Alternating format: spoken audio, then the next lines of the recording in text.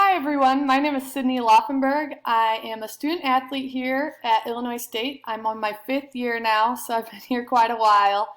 I actually got my bachelor's in nutrition here, and I'm currently working on my master's in dietetic internship, so I become a dietitian.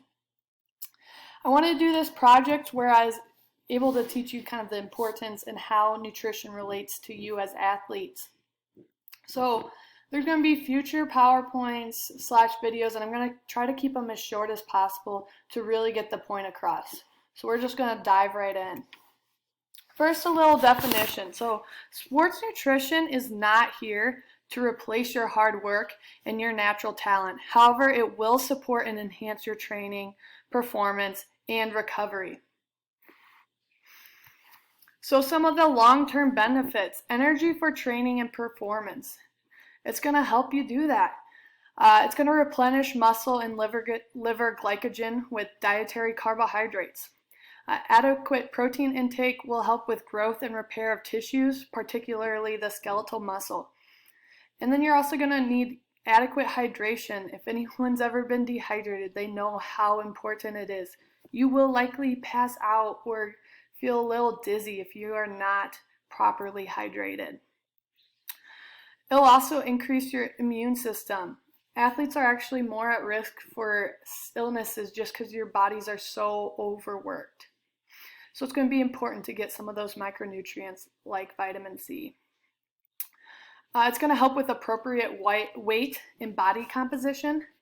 Depending on your event, everyone has a different type of body that may help them. So some short-term benefits that you're going to see immediately with improving your diet. You're going to delay fatigue during training and competition. And you're going to minimize dehydration, support recovery, and then appropriate timing of nutrients can also have some short-term benefits as well. We'll probably get into that more in future presentations. That's a whole topic on its own. But utilizing dietary strategies known to be beneficial for performance, such as pre-competition meals, appropriate timing of caffeine intake, or carb loading. I'm sure some of your distance runners know about that. I can actually teach you very specifically how to appropriately carb load. It's not what the general population thinks it is. So what kind of athlete are you? Are you aerobic or anaerobic? Aerobic's without oxygen, and it refers to exercise that primarily uses oxygen-dependent energy system. And basically, this is when, for most of you runners, except for your short sprints, because you're able to use oxygen while you're performing. Anaerobic is without oxygen. It refers to exercise that primarily uses one or both of your energy systems that are not dependent on oxygen, like creatine phosphate or anaerobic glycolysis. This is going to primarily be our field event groups and then also our sprinters. Anaerobic metabolism can only use glucose and glycogen, while aerobic, so your distance runners, can also break down fats and proteins while they're working out.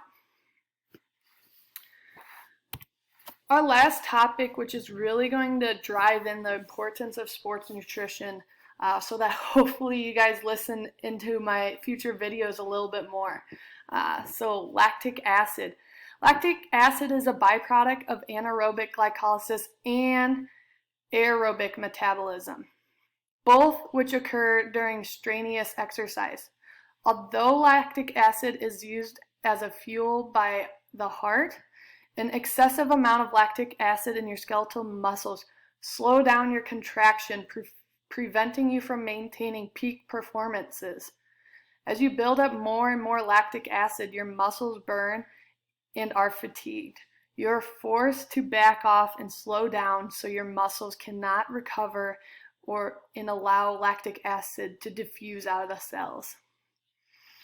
Lactic acid is further processed by the liver into glycolysis to use as fuel, completing the cycle. But the key takeaway is that you can improve your point of lactic acid buildup with specific training programs and your diet. And then athletes often use this to improve their performance. It's also important to have the right diet so your muscles are well supplied with glycogen for fuel. Ultimately, lactic acid buildup makes your performance worse. It does not allow you to hit peak performances. But if you're able to have proper nutrition and proper training, your peak performance and the point at which lactic acid starts to build is further along, so you're able to hit peak performances and better yourself. So thanks for watching. Here's kind of my references, but I'll have future videos coming out. I just wanted to kind of tell you why it's so important and why you really should consider improving your diet. All right, have a good day.